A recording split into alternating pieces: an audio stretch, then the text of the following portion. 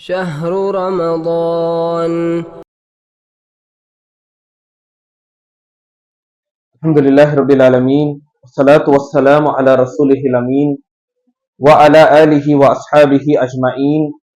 أما بعد، أعوذ بالله من الشيطان الرجيم. بسم الله الرحمن الرحيم. وقضى ربك ألا تعبدوا إلا إياه وبالوالدين إحسانا. الآية. الحمدللہ اللہ سبحانہ و تعالیٰ کے فضل سے آج کے تراویح میں ہم لوگوں نے 15ویں پارے کی تلاوت ہم نے سماعت فرمائی، جس میں سورۃ الاسراء یعنی بنی اسرائیل مکمل اور سورۃ الکہف کا 2/3 حصہ ہم نے مکمل کیا۔ سورہ بنی اسرائیل میں اللہ سبحانہ و تعالیٰ نے تیسرے رکوع میں معاشرت سے متعلق، یعنی ایک انسان کو زندگی گزارتے ہوئے معاشرے میں جہاں وہ رہتا ہے، بہت سارے باتوں کا پاس و لحاظ ایک انسان کو، ایک بندے کو رکھنا ہے، اس سے متعلق اللہ سبحانہ و تعالیٰ نے 14 احکامات بیان فرمائے ہیں۔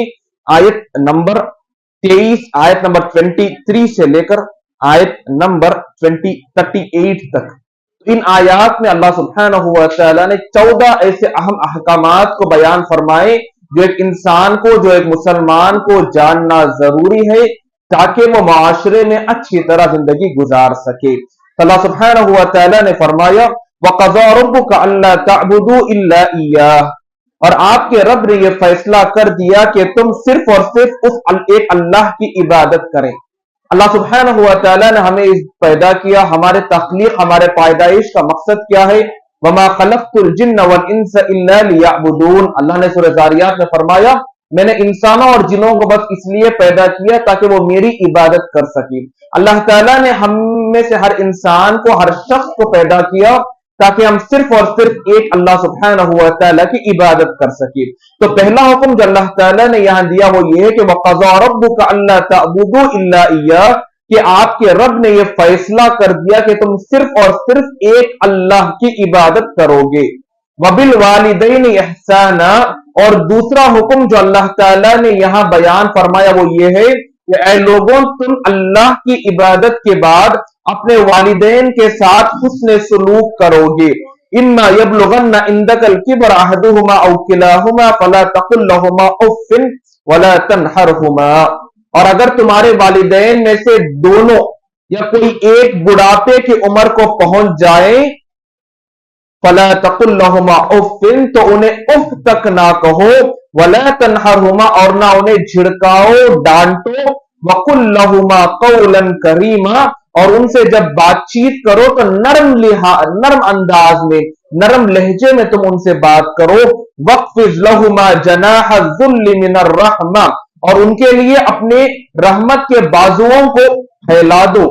وَقُلْ، اور یہ دعا کرو اور یہ کہو رب ارحمہما کما ربیانی صغیرا، اے میرے رب، اے میرے پروردگار، جیسے میرے والدین نے مجھ پر بچپن میں جس طرح انہوں نے مجھ پر مہربانی کی، رحمت انہوں نے جس طرح رحمت مجھ پر برسائی، اے اللہ ویسے ہی تو ان پر رحم کا معاملہ فرما۔ ربکم اعلم بما فی نفوسکم، یقیناً تمہارا رب جانتا ہے جو کچھ تمہارے دلوں میں ہے۔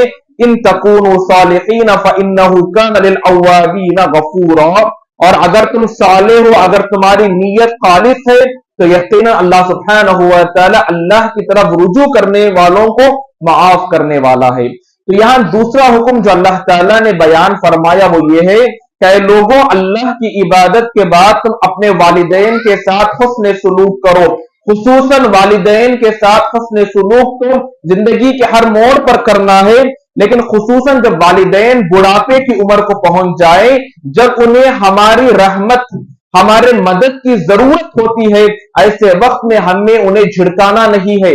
جب والدین دوبارہ بچپنے کی عمر کو پہنچ جاتے ہیں تو اکثر اولاد ان سے تنگ آ جاتے ہیں، بیزار ہو جاتے ہیں، انہیں اولڈ ایج وغیرہ کے حوالے کر دیتے ہیں۔ جس وقت والدین کو ہماری ضرورت ہوتی ہے اس وقت بہت سارے اولاد نہیں رہتے، یہ بڑے افسوس کی بات ہے۔ اللہ تعالیٰ نے فرمایا کہ وَاخْفِضْ لَهُمَا جَنَاحَ الذُّلِّ مِنَ الرَّحْمَةِ، اپنے رحمت کے دونوں بازوؤں کو اپنے والدین کے لیے پھیلا دو اور ان کے لیے برابر دعا کرتے رہو۔ دیکھیں جن لوگوں کے والدین زندہ ہیں یقیناً وہ لوگ خوش نصیب ہیں کہ اللہ تعالیٰ نے انہیں موقع دیا ہے کہ وہ اپنے والدین کی خدمت کر کے اپنے آپ کو جنت کا مستحق بنا سکتے ہیں۔ اور جن لوگوں کے والدین اس دنیا میں باحیات نہیں ہیں وہ اپنے والدین کے لیے کیا کر سکتے ہیں؟ وہ اپنے والدین کے لیے بس مغفرت کی دعائیں کر سکتے ہیں۔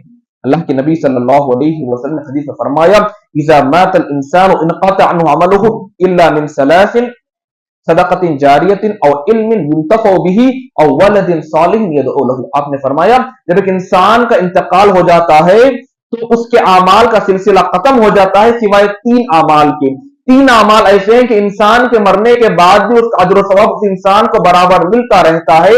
پہلا صدقہ جاریہ، ایسا صدقہ جو باقی رہنے والا ہے جس سے لوگ فائدہ اٹھاتے رہیں، اور علم ينتفع به، یا ایسا کوئی علم کہ انسان اس علم کو دنیا میں پھیلا دے کہ بعد آنے والے لوگ اس سے فائدہ اٹھاتے رہیں، اور ولد صالح يدعو له، یا کوئی ایسا صالح اولاد جو اپنے والدین کے لیے دعائیں کرتے رہیں۔ یعنی اگر ہمارے والدین اس دنیا میں نہ بھی رہیں، اگر ہم اپنے والدین کے حق میں دعائیں کرتے رہیں تو ہمارے دعا کرنے کی وجہ سے ہمارے والدین کے اجر و ثواب میں اضافہ ہوتا رہتا ہے۔ ایک اور روایت ہے، ابن ماجہ کی روایت ہے، شیخ البانی نے صحیح قرار دیا۔ اللہ کے نبی صلی اللہ علیہ وسلم نے فرمایا کہ جنت میں ایک انسان کے درجات بلند ہوتے چلے جائیں گے۔ اس انسان کو تعجب ہوگا، وہ انسان پوچھے گا کہ کیا بات ہے کہ میرے جنت میں درجات کیوں بلند ہو رہے ہیں؟ تو اللہ سبحانہ و تعالیٰ اس انسان سے فرمائے گا باستغفار ولدک لک، تیرے جانے کے بعد تیرے اولاد تیرے حق میں استغفار کرتے رہے، تیرے استغفار کرنے کی وجہ سے جنت میں تیرے درجات بلند ہو رہے ہیں۔ تو جن لوگوں کے والدین زندہ ہیں تو انہیں چاہیے کہ والدین کی خدمت کریں، انہیں راضی کرنے کی کوشش کریں، اور جن لوگوں کے والدین زندہ نہیں ہیں تو انہیں چاہیے کہ بکثرت ان کے لیے دعا کرتے رہے۔ رب ارحمہما کما ربیانی صغیرا، اللہ تعالیٰ نے یہ دعا سکھائی، اس دعا کا بکثرت اپنے والدین کے حق میں یہ دعا کرتے رہے، اے اللہ ان دونوں پر ویسے ہی رحم کا معاملہ فرما، جس طرح بچپن میں انہوں نے ہم پر رحم فرمایا تو ویسے ہی ان پر رحم و کرم کا معاملہ فرما۔ اس کے بعد اللہ سبحانہ و تعالیٰ نے تیسرا حکم دیا وَآتِ ذَا الْقُرْبَ حَقَّهُ وَالْمِسْكِينَ وَابْنَ السَّبِيلِ وَلَا تُبَذِّرُوا تَبْذِيرًا إِنَّ الْمُبَذِّرِينَ كَانُوا إِخْوَانَ الشَّيَاطِينِ وَكَانَ الشَّيْطَانُ لِرَبِّهِ كَفُورًا۔ اللہ سبحانہ و تعالیٰ نے تیسرا حکم دیا کہ تم اپنے قریبی رشتہ داروں کو ان کا حق دو، اور مسکینوں کو ان کا حق دو، اور ابن السبیل اور مسافر کو اس کا حق دو۔ تو گویا کہ جو قریبی رشتہ دار ہیں، رشتہ داری کو قائم کرنا اسلام میں بڑی اس کی اہمیت ہے۔ اللہ کے نبی صلی اللہ علیہ وسلم نے حدیث میں فرمایا لا يدخل الجنت قاطع الرحم، جو انسان رشتہ داری کو قائم نہیں کرتا وہ انسان کبھی جنت میں داخل نہیں ہوتا۔ جو انسان رشتہ داری کو توڑتا ہے وہ انسان جہنمی ہے، وہ انسان جنت میں داخل نہیں ہوتا۔ تو اپنے رشتہ داروں کو ان کا حق دو، یعنی ان کے ساتھ اچھا سلوک کرو، رشتہ داری قائم کرو۔ اور اگر رشتہ داروں میں سے کوئی محتاج ہے، اگر کسی کو کسی چیز کی ضرورت ہے تو اس کے ضروریات کو پورا کرو۔ اگر اللہ تعالیٰ نے ہمیں مال و دولت دی ہے تو اپنے رشتہ داروں پر خرچ کرو، اسی طرح مسکینوں کو ان کا حق ادا کرو۔ یعنی اللہ تعالیٰ نے اگر کوئی مال دیا ہے تو اللہ سبحانہ و تعالیٰ کی راہ میں خرچ کرے، انفاق فی سبیل اللہ میں آگے بڑھے۔ حدیث میں اللہ کے نبی نے فرمایا کہ قول اللہ تعالی، حدیث قدسی ہے، اللہ تعالیٰ فرماتا ہے یا ابن آدم انفق علیک، اے آدم کی اولاد اگر تم میرے راستے میں خرچ کرے گا تو میں تجھ پر خرچ کروں گا۔ یعنی اگر تم میرے راستے میں صدقہ کرے گا تو میں تجھ پر خرچ کروں گا، یعنی میں تجھے معاف کروں گا، میں تیرے لیے نعمتیں تیار کر کے رکھوں گا، تیری بخشش تیری مغفرت میں کراؤں۔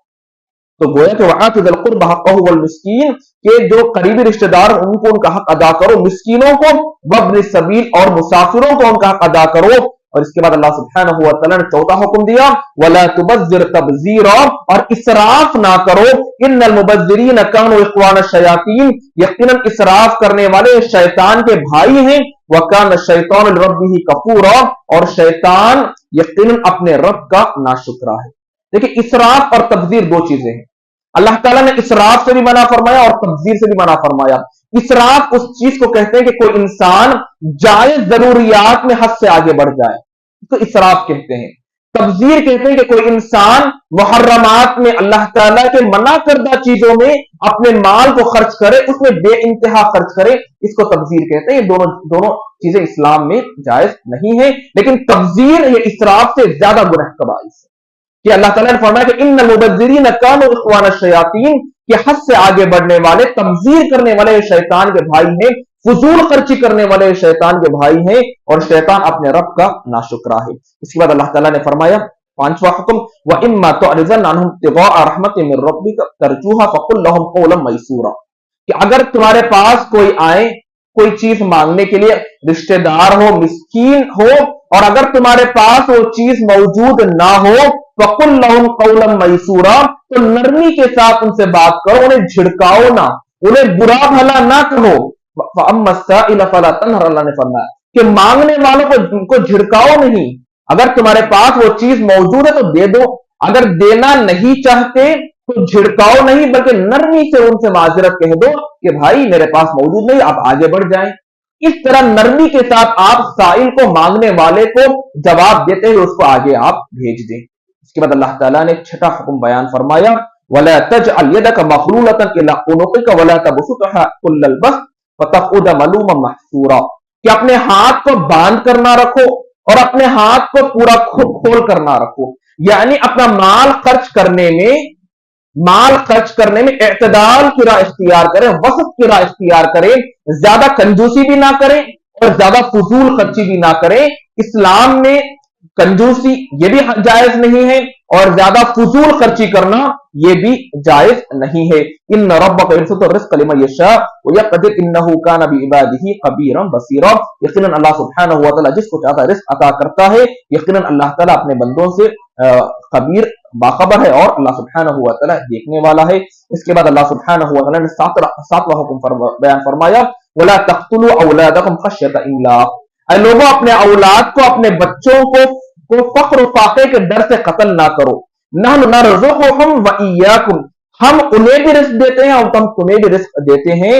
ان قتلهم كان قطعا كبيرا، یقیناً اپنے اولاد کو فقر و فاقے سے قتل کرنا یقیناً یہ بہت بڑا گناہ ہے۔